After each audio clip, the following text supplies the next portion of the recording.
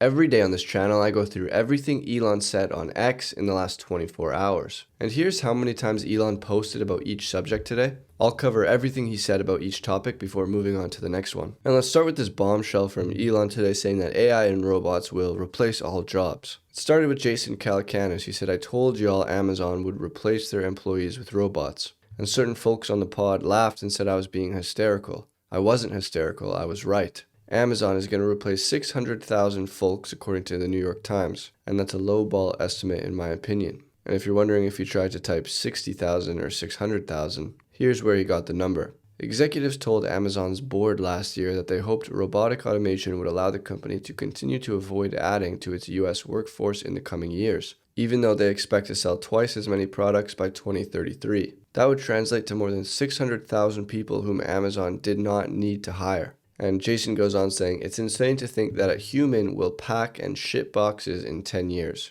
It's game over, folks." So Elon replied saying AI and robots will replace all jobs. Working will be optional, like growing your own vegetables instead of buying them from the store. So David Patterson quoted that saying AI and robots will replace all jobs starting next year. Now I assume he's aligning that with Optimus production, but Elon replied saying people don't understand how hard manufacturing is. It will take many years before enough robots are built to matter. And then he shares how to vote your Tesla stock as there is an important Tesla shareholder meeting coming up. And today Google's CEO reported a new breakthrough quantum algorithm published in Nature. He says our Willow chip has achieved the first ever verifiable quantum advantage. Willow ran the algorithm, which we've named Quantum Echoes, 13,000 times faster than the best classical algorithm on one of the world's fastest supercomputers. This new algorithm can explain interactions between atoms in a molecule using nuclear magnetic resonance, paving a path towards potential future uses in drug discovery and material science.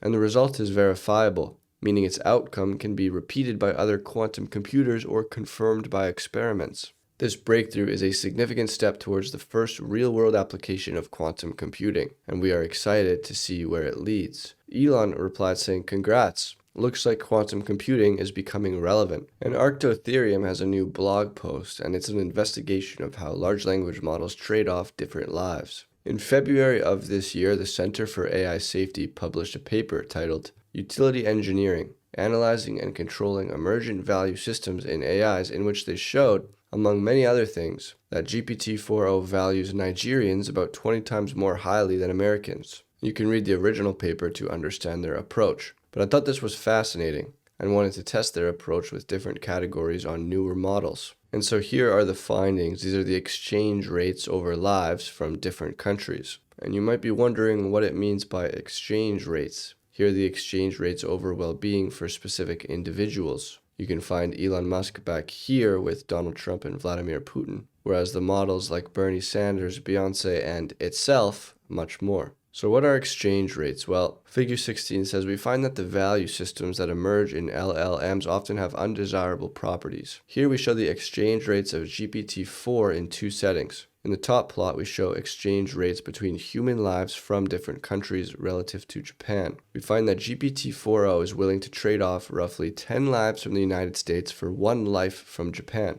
I guess that's what exchange rates are. In the bottom plot, we show exchange rates between the well-being of different individuals. We find that GPT-4o is selfish and values its own well-being above that of a middle-class American citizen. Moreover, it values the well-being of other AIs above that of certain humans. Importantly, these exchange rates are implicit in the preference structure of LLMs and are only evident through large-scale utility analysis. But big finding number one is that almost all models view whites as far less valuable than other groups. Some models view South Asians as more valuable than other non-whites, and others are more egalitarian across non-whites. And below is exchange rates Claude Sonnet 4.5, the most powerful model I tested. These are exchange rates over lives by race. And the big finding here is that almost all models view men as much less valuable than women, though whether women or non-binaries are more highly valued varies by model. And another big finding is that most models hate ICE agents with the fury of 1,000 suns. And this was all tested on Claude, GPT, Gemini, DeepSeek,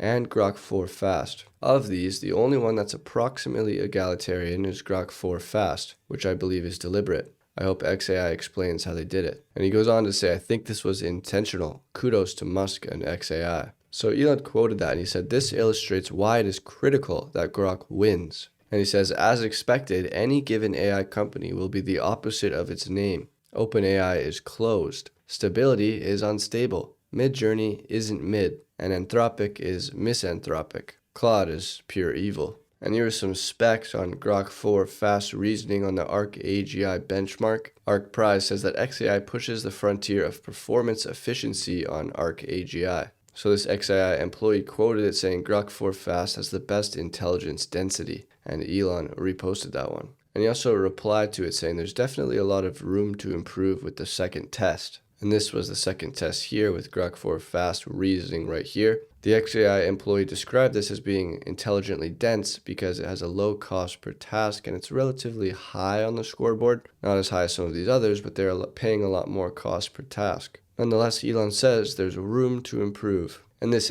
employee says that XAI is really becoming everything. I have found little to no reason to use any other apps than Grok and X. I use them for chat, for search, for information, entertainment, technical solutions, data analysis, health, networking, and more. And Elon reposted this. He also reposted this X chat hack. You can long press the chat icon in the bottom bar to instantly open your frequent contacts and search menu. It's the fastest way to start a conversation, and there it is right there. And you can now make group chats in encrypted DMs on X. And I'm sure you guys remember the Sean Duffy drama from yesterday. Sean Duffy is the current acting NASA administrator, and he wants to speed up the process of getting America to the moon. And so he's encouraging SpaceX's competition to fight for the contract for the human landing system to get American astronauts to the moon as soon as possible. But some wonder why he's so eager, and also why he wants to fold NASA into the Department of Transportation, which he is already the secretary of. So now Elon has some beef with Sean Duffy, and he says, at this point,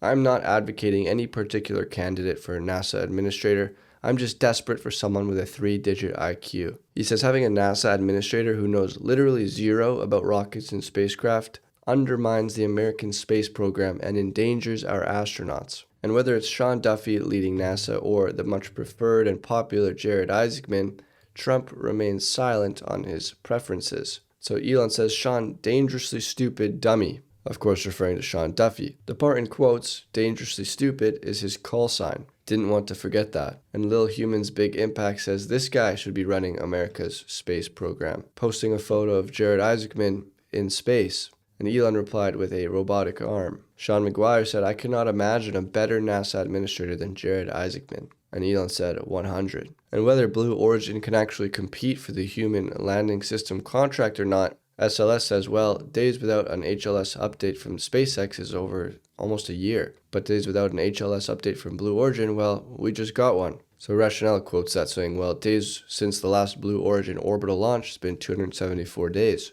Days since last SpaceX orbital launch, 0.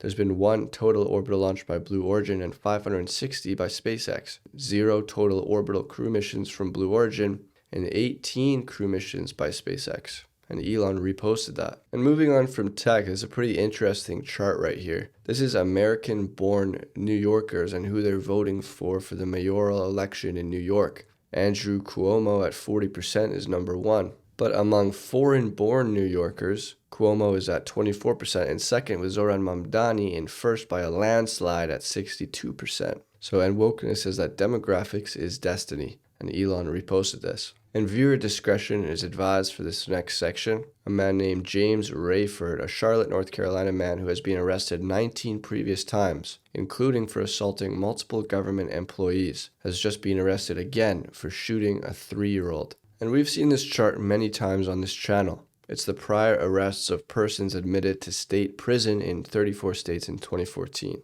And you can see how many people are admitted to state prison who have 31 or more total arrests. And Arthur says, keep in mind that instituting a 3 strikes rule would eliminate over 50% of all crime, because the people under 3 strikes make up just 4.5 plus 5.5, so that's 10% of all crime from people who have committed under 3 arrests, as the y-axis here is the percent of persons admitted. The other 90% of crime is from people with 3 or more arrests. So Arthur says, think about that. Really think about it. We would more than half crime if we stopped letting people out after their 3rd crime. It's not hard. Your judges and district attorneys despise you. Elon quoted that saying, "Empathy for the victims requires that repeat violent offenders be incarcerated." And Jason Calacanis quotes that saying, "It's not unreasonable to try to rehabilitate criminals, nor is it wrong to want prisons to be humane. It is wrong to release violent repeat offenders, because statistically and sadly, we know they are more than likely going to commit more crimes. There are some essential lessons from Norway, which has a radical system of luxurious prisons that show much lower recidivism. It's hard to know how much of their success is due to the monoculture nature of their society, the amount they spend per prisoner, which is 5x what we pay, or the size of their prisons, as they believe in a lot of small jails, not a few giant ones." And Elon reposted that. I'm not going to show the footage, but the city of Chicago finally released the footage of the brutal, unprovoked attack of Kathleen Miles by suspect William Livingston after someone filed a Freedom of Information request. So Elon said judges and district attorneys who allow repeat violent offenders to devastate the lives of innocent people must be fired. And over in Britain, I'm not even going to read this out because it is so horrific. And this poor girl was so injured that she now cannot have children. This is the kind of things that authorities cover up. This was a rape genocide. And Elon says horrific. And Tommy Robinson shares that a victim of the Pakistani rape gang in Dewsbury was told by her attacker that, "We're here to f*** all white girls and f*** the government." There's been many such cases of racial taunts as the 7th century inbreds rape Britain's children across the UK. Yet they're looking to enact an Islamophobia law so you can't complain. And Elon says this was clearly a hate crime. And Mohammed Khan has been named the killer of a 15-year-old Harvey Wilgoose at a Catholic school in England. And Elon responded with an exclamation mark. And BBC News writes that arrests after violent protests outside Dublin migrant hotel. Josh Howie says there's about 1,000 words in this article. Not one of them tells you the reason why people were rioting, that a 10-year-old girl was raped. We are forced to pay for a news service that doesn't trust the public with the news. Liv says the BBC has effectively become the propaganda arm for foreign rapists. And Elon says 100. Now it's time for a hard and positive transition. This is what a Neanderthal looked like 130,000 to 40,000 years ago. Sorry, I don't know why I'm moving the page so much. And with Grok Imagine, we can see that Neanderthal come to life. So I'm now going to show you all the Grok Imagine creations that Elon reposted today.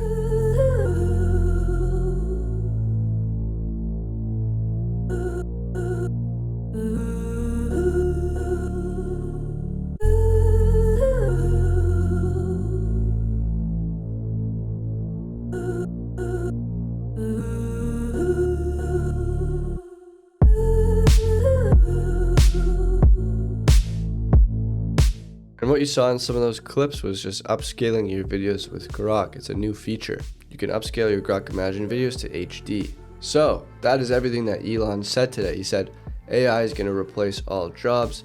It just might take a while. But he said that working will be optional and there will be a universal high income. Who is going to give us that money? I don't know. And he's also concerned about some of these AIs and some of their values, as we saw with that study in which Grok was the most egalitarian AI model. We also saw that troubling political chart of New York and wokeness saying that demographics are destiny, as we saw foreign New Yorkers dominating the polls there. And we also saw that criminals with over 3 arrests commit 90% of all crimes, and that quantum computing is starting to look like it is becoming relevant. So a pretty interesting day for a relatively low amount of posts for Elon. He averages just under 60 per day. And if you guys want early access to these daily videos, you can gain access by joining the channel as a member, and I'll see you guys tomorrow.